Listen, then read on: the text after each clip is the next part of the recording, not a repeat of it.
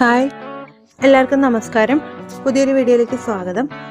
മത്തങ്ങ കൊണ്ട് വളരെ ടേസ്റ്റി ആയിട്ടുള്ളൊരു കറി എങ്ങനെ തയ്യാറാക്കാം എന്നാണ് ഞാൻ ഇന്നിവിടെ കാണിക്കാൻ പോകുന്നത്.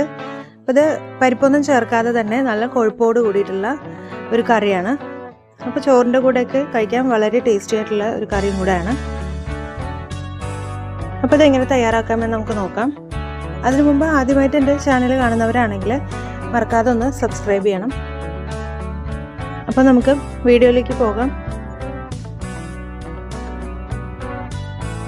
നമുക്ക് വീട്ടിൽ തന്നെ ഒരു മത്തങ്ങ കിട്ടിയിരുന്നു. അപ്പോൾ ആ മത്തങ്ങ കൊണ്ടാണ് ഞാനിപ്പോൾ ഇന്ന് ഇത് തയ്യാറാക്കാൻ പോകുന്നത്. അപ്പോൾ സാമാന്യം നല്ലൊരു മത്തങ്ങ തന്നെ കിട്ടിയിട്ടുണ്ട്. ഇത് കണ്ടോ. അപ്പോൾ ഇതിന്ന് ചെറിയൊരു പീസ് എടുത്തിട്ടാണ് ഞാൻ കറി തയ്യാറാക്കാൻ പോകുന്നത്. ഇതിൻ്റെ കൂടെ ഞാനൊരു ചേമ്പും കിഴങ്ങും പിന്നെ ഒരു തക്കാളിയും കൂടെ ചേർക്കുന്നുണ്ട്. അപ്പോൾ ഇതൊക്കെ നമുക്ക് ആദ്യം ചെറുതായിട്ടൊന്ന് അരിഞ്ഞെടുക്കാം. കൂടെ കുറച്ചൊരു 6-7 ചെറിയുള്ളിയും കൂടെ എടുത്തിട്ടുണ്ട്. ഇതെല്ലാം കൂടെ നമുക്ക് കുക്കറിലേക്ക് ഇട്ട് കൊടുക്കാം. അപ്പോൾ വിസിലിട്ട് വേവിക്കൊന്നും വേണ്ട, ഏതെങ്കിലും പാത്രത്തിലിട്ട് വേവിച്ചാലും മതിയാവും. ഇതെല്ലാം പെട്ടെന്ന് വെന്ത് കിട്ടുന്നത് തന്നെയാണ്. അപ്പോൾ ഇതിലേക്കൊരു 1/2 ടീസ്പൂൺ മഞ്ഞൾപ്പൊടി ചേർക്കാം.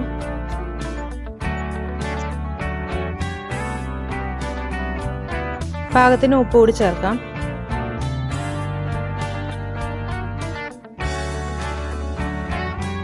ആവശ്യത്തിന് വെള്ളം കൂടെ ഒഴിച്ചിട്ട് നന്നായിട്ടൊന്ന് വേവിച്ചെടുക്കാം.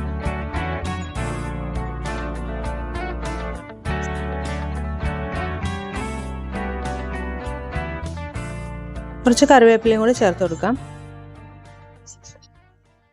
ഇത് വേവുമ്പോഴേക്കും നമുക്ക് ഇതിലേക്കൊരു കൂട്ട് കൂടെ ചേർക്കാനുണ്ട്. അതിന് വേണ്ടിയിട്ട് 1 ടീസ്പൂൺ പുഴുങ്ങലരി എടുത്തിട്ടുണ്ട്. പിന്നെ 1 ടീസ്പൂൺ മല്ലിയും കൂടെ എടുത്തിട്ടുണ്ട്. ഇത് നന്നായിട്ട് റോസ്റ്റ് ചെയ്തെടുക്കാം.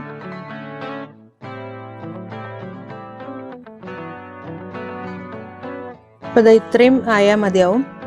ഇത് നമുക്ക് മാറ്റി വയ്ക്കാം.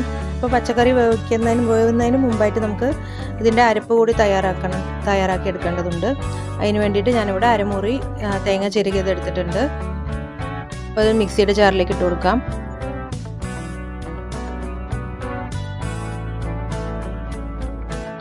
ഇതിലേക്ക് 2 വറ്റൽ മുളക് കൂടി ചേർത്ത് കൊടുക്കാം.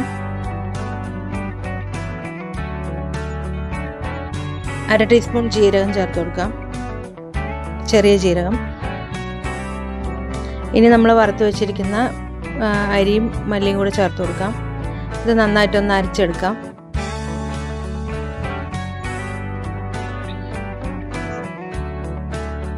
പാകത്തിന് വെള്ളം കൂടി ചേർത്ത് ഫൈനായിട്ട് അരച്ചെടുക്കാം ഇതുപോലെ. ഇപ്പോൾ നമ്മുടെ പച്ചക്കറിയൊക്കെ നന്നായി വെന്ത് കിട്ടിയിട്ടുണ്ട്. ഇതിലേക്ക് അരപ്പ് കൂടി ചേർത്ത് കൊടുക്കാം.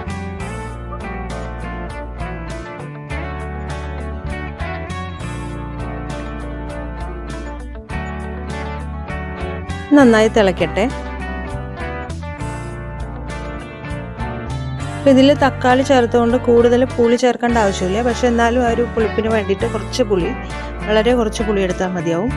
അതുകൂടി നമുക്ക് ഇതിലേക്ക് ചേർത്ത് കൊടുക്കാം.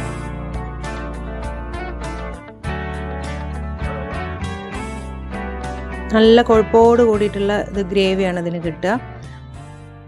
ഇപ്പോൾ നല്ല പോലെ തിളച്ചിട്ടിട്ടുണ്ട്. നമ്മുടെ പച്ചക്കറിയൊക്കെ നന്നായി വെന്തിട്ടുമുണ്ട്. ഇനി ഇത് നമുക്ക് മാറ്റി വയ്ക്കാം. ഇനി ഇതിലേക്ക് കടുക് കൂടി താളിച്ച് ചേർക്കാം.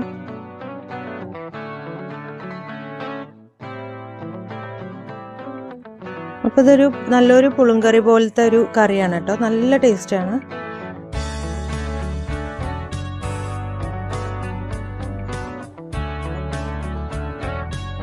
എണ്ണ ചൂടാകുമ്പോൾ കടുകും വറ്റൽമുളകും കറിവേപ്പിലയും ചേർത്ത് കൊടുക്കാം.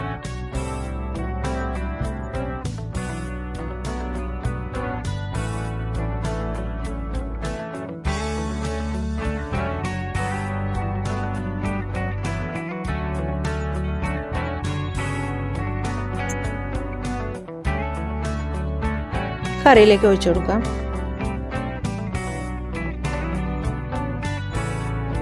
ഇപ്പോൾ നമ്മുടെ സ്വാദിഷ്ടമായ മത്തങ്ങക്കറി തയ്യാറായിട്ടുണ്ട്. അപ്പോൾ എല്ലാവരും ചെയ്തു നോക്കണം. വീഡിയോ ഇഷ്ടപ്പെട്ടെങ്കിൽ സബ്സ്ക്രൈബ് ചെയ്യാനും ലൈക്ക് ചെയ്യാനും മറക്കരുത്. നിങ്ങളുടെ കമൻസൊക്കെ അറിയിക്കണം. താങ്ക്